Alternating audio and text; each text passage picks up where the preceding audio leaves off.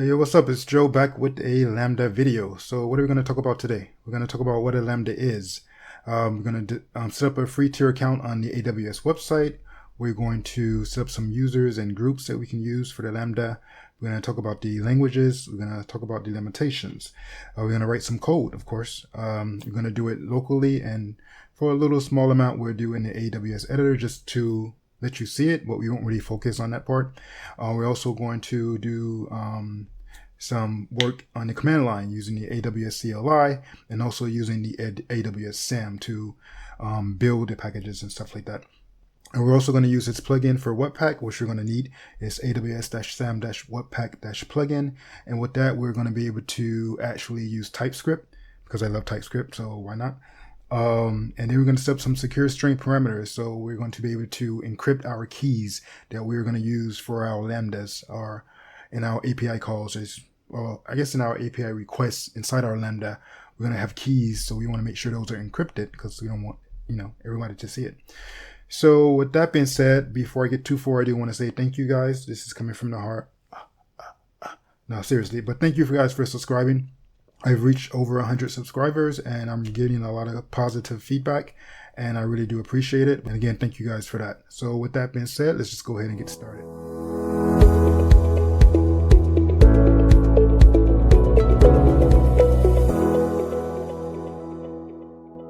So basically, what is AWS Lambda? So AWS Lambda is a computing service that lets you run code without managing servers. So what does that mean? So basically, like when you have when you're writing code, like say for instance you're having like an API and you're writing in like .NET, and then you have to write that server-side code, or you're writing in Node.js, then you have to push that code somewhere, and like you have to manage the servers and all of that stuff. So they call AWS Lambdas like serverless. It's not really serverless. It's just that you as a person do not have to worry about the actual servers, because it scales automatically when it's needed. So basically you just have to worry about setting everything up, writing the code, pushing it out, and then everything else AWS will handle for you. And they have like a lot of different flow charts and different things you can see to see how everything is coming together. So first what we need to do is actually create an AWS account. So I just went to the site aws.amazon.com. So I'm just going to go ahead and create an AWS account. So what are you going to do? I actually just made this email, like literally just made this email just for this tutorial. So it's jdblambda@gmail.com. So I'm going to use that. Okay. And then password, I'm going to use something I'm not going to tell you because why would I? Guess I should probably still let you guys see me. You might want to, or you might not want to, but I'm going to just go ahead and stay there. And I'm just going to give it a account name. Just going to call it JDB Lambda. If I think I spelled that right, hopefully. We can do a professional or a personal account. I'm going to go ahead and choose personal. The phone number, which is required, I would actually end up hiding this after a while. Well, after I create the video, I'm going to actually go in and hide that number. And then my address, I'm going to go back in and hide this as well.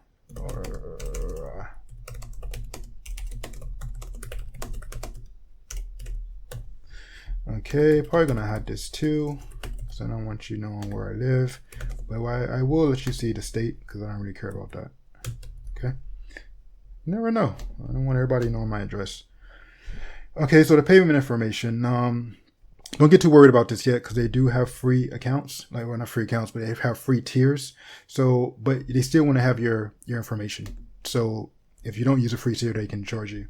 So they give you like free stuff for like an entire year that you can use for free for a year. And there's also stuff that is always free.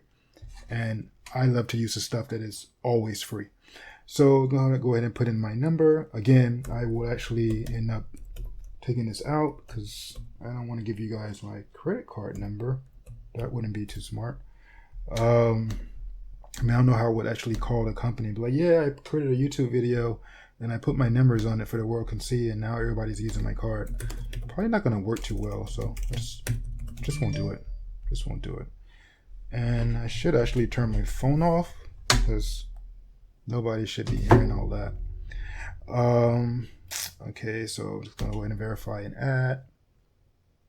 All right, so I got that part set up so far. And I want to get a text message to confirm. Just gonna put this in A to N. Did I do that right? I hope I did. I'm very horrible at the captcha things. Like I always end up typing it wrong. Let's see if I did it. Yeah, I got it on the first try. All right, 4445 is my code. 4445. Just got the text on my phone. Okay, so now that's created. So now we're actually almost done creating the account. We're just gonna choose the free. These are different things you can look at. I'm not trying to pay any money. So just going to choose free. They have some good stuff that are free, like actually. So what we're going to do, sign into the console. We've already created the account. Okay. So I guess I should, pretty sure they want me to confirm. Oh, I guess I confirm with my text message, so I don't have to worry about that. So I am the root user. So I'm going to just put JDB Lambda. I think that's what I called it. Okay. Excuse me. Then the password. Okay, wait for that. Okay, so now that we're here, first what I want to do is create a user, because right now this is the root user and I want to have a user that's not the root. So think of like if you have a Linux system and there is the root that you have on the main system, but then you have your own personal user that does like all the other stuff. I'm oily. I promise you I'm not sweating. It's still oil from my beard, but whatever. So yeah, I'm gonna create a user for that. So I'm gonna go ahead and first I'm gonna do some pins. That stuff I know I'm gonna end up using. So to create users, there's something called IAM, which means what does IAM mean again? I actually forgot. Access management. I think something with access management. Let's see. Yeah, identity and access management. So it's like creating the users. So I'm going to need that. Also, actually, I just stop for there for now. So now that I have that, I can just click on it, go to IAM. And first, what I want to do is create a group. So I'm going to give this group name. We're just going to say admins, because the person I'm going to create is going to be an admin. And I'm going to say create new group. Actually, I didn't even have to type admins yet, because that was didn't make any sense because I didn't create group yet. So the name is admins. So we're going to just give it administrative access, and we're going to go say create group. And now we have the group created. Okay, see, admins created at this time, and now we're going to create a user. So let's say add a user. So we're going to call the user, just say JDB Lambda. Say JDB user. I don't know. And we're going to give it programmatic access. So we can have like an access key ID and a secret access key. We're going to need that. So we're going to go ahead and select that. And we're also going to give it AWS management console access, because we're going to need that. We're going to give it a custom password. I'm just going to go ahead and put that in. And we're going to uncheck this because we don't need the user to create a new password when they sign in, because we are going to be the actual user. So this will be like more like if you're like creating like a bunch of users for like not yourself and you need them to change their password. So we're just going to go ahead and do that. And then add user to the group. We're going to add them to the group that we created, which is administrative access. And then we're going to not worry about the tags. I'm just going to skip the tag stuff. And then this is just a review to let you know we have the user JDB user. It has this access type, has a custom password. Permission boundary is not set, which is good. And it's in the group admins right here. Okay, so you can go ahead and create that user. And it's been a success. So now the user is created. So now it's going to give you some information like here, access key ID and secret access key. So we're going to actually end up using this later. So what I'm going to do is just add and actually just copy this so I can have it for later. So normally I wouldn't be sharing this information, but I'm actually going to delete this user once I'm done. So it really doesn't matter, truthfully. So it doesn't matter if you see it. So what I'm going to do is just go ahead and put it here, just so I can have a copy of it. And then I'm also going to copy this and then put that there. And I just bring this down again so it's not blocking me. Okay. So I think I copied that right. Yeah.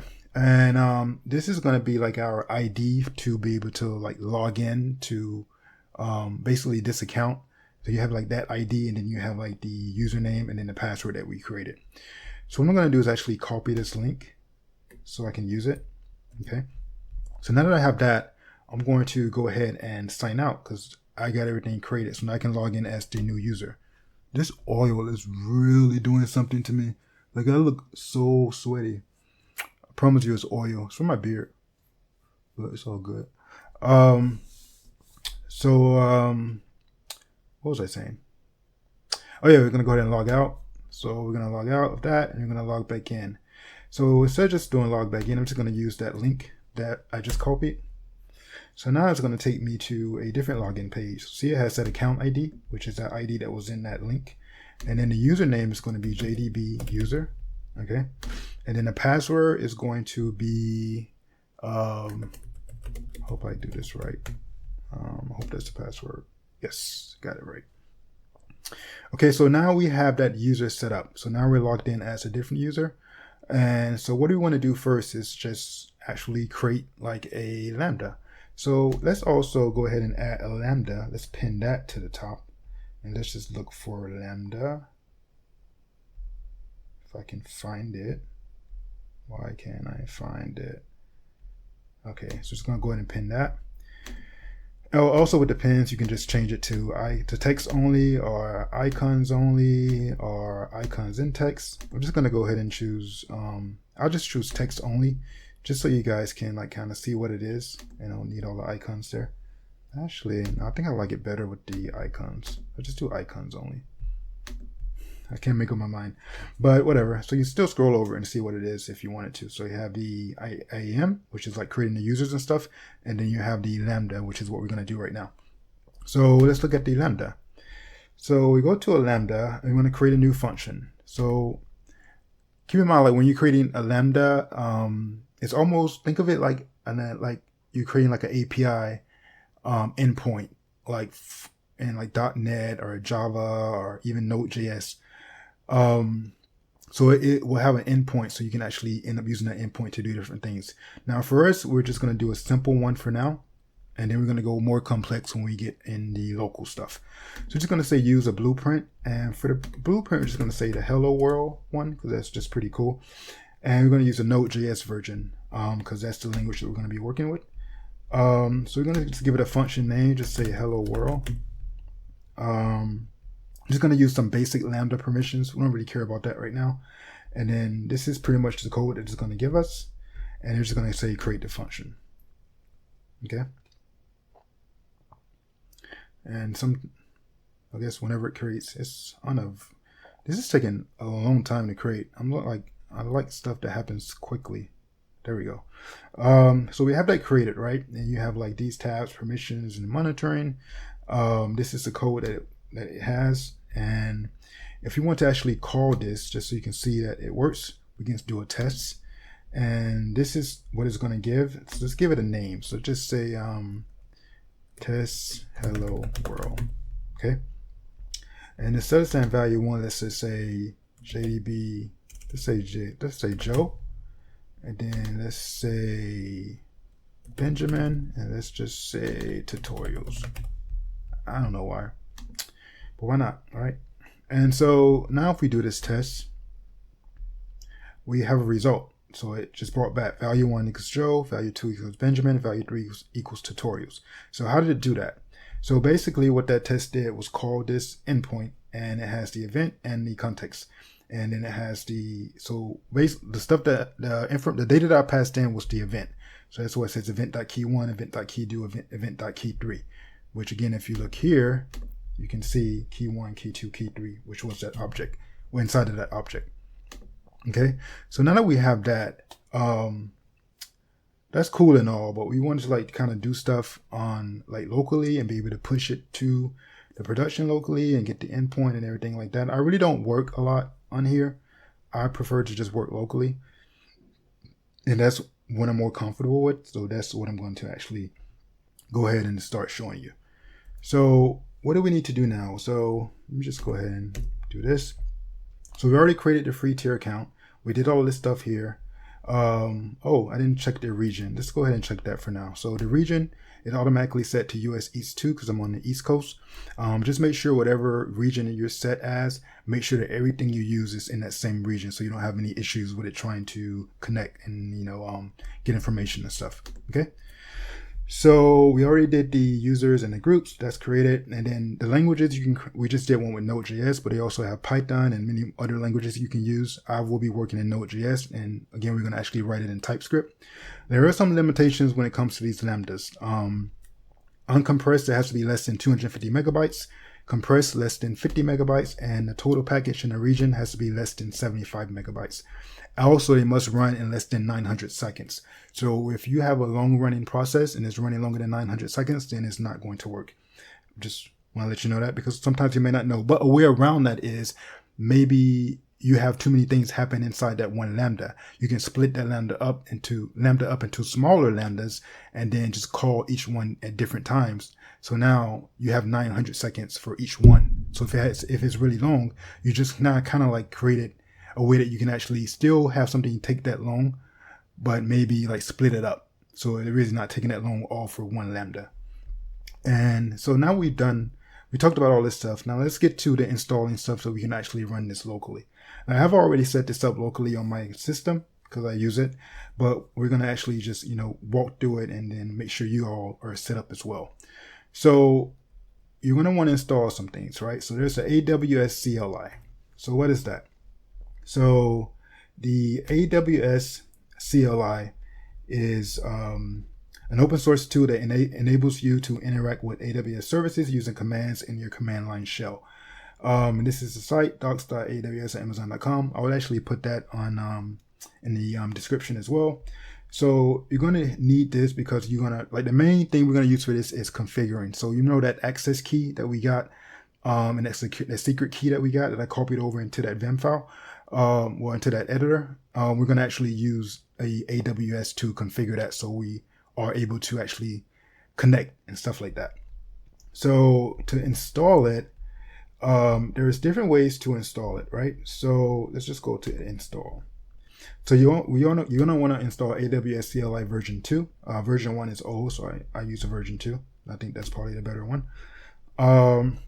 This just kind of tells you how to install it. Again, you have to run through these steps yourself. I'm not going to go through everything to teach you how to install it because the documentation is pretty much self-explanatory.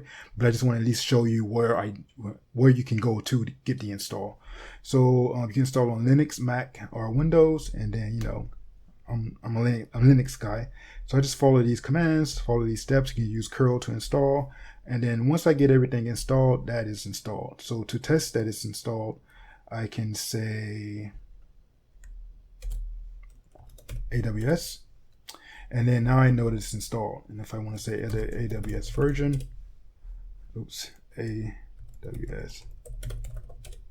-h version. So it installs all this stuff, and so you'll be good to go with that once you get that installed. And then also you're going to need to install SAM, the AWS SAM. So what is that? It's another thing to install. So AWS Serverless Application Model. So a serverless application is a combination. Well, actually, the SAM is an open source framework that you can use to build serverless applications. So basically, what you're going to use this is to just build the code. So build the lambdas, so we can actually have it shipped to production or even run it locally. Okay. So to install SAM, let's say you're just going to click on Linux again. You have to install a few things because to get this to work correctly. So we've already created an AWS account. We've already configured the IAM permissions, which is like the user and the groups and stuff like that. You're going to have to install Docker. That is a prerequisite because it uses Docker to actually be able to have you be able to run the Lambda locally. If you don't have Docker installed, then it won't work. Install Homebrew and install the AWS SAM CLI. So basically just follow these steps to get everything installed. And then once you have that installed, you can test it again. So we can test Docker. We have Docker installed. We can test SAM. We have SAM installed. Okay. And that would be pretty much it for that. So now once you have all this stuff installed, so now let's actually configure what we have, okay? So what are we gonna do here is do this. So we need to get these keys put into AWS. So currently I already have an account set up locally, but I'm gonna go ahead and change it to these keys. So you're probably gonna see something else pops up at first. I'm gonna say configure, AWS configure. So that's my old access key. Not really old because actually it does work. So we're just gonna go ahead and copy that and then paste that here. And then the security key, I'm just gonna go ahead and copy that and then paste that here. And then default region names are already set to US East 2, which is the one that I have. So I'm good there. And then default output format doesn't really matter. And now I'm good. So now I've just configured my access key and my secret access key. So now that we have that set up, we want to go ahead and like create a Lambda.